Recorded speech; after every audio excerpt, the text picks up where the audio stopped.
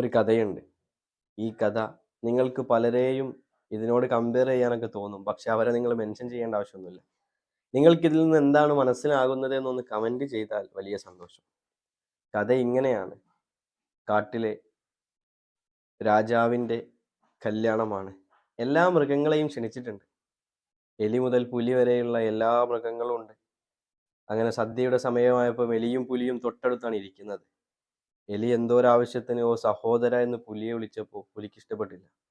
പുലി ദേഷ്യത്തോടുകൂടി "വെറുമൊരു എലിയായ നീ എന്നെ എന്തുദ്ദേശം വെച്ചാണ് സഹോദരാ എന്ന് വിളിച്ചത് എന്ന് എനിക്ക് മനസ്സിലാകുന്നില്ല."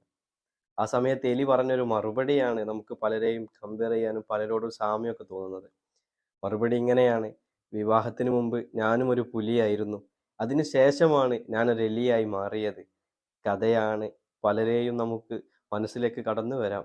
പക്ഷേ ഒരുപാട് പാഠങ്ങൾ നമുക്കിതിൽ നിന്ന് മനസ്സിലാക്കാൻ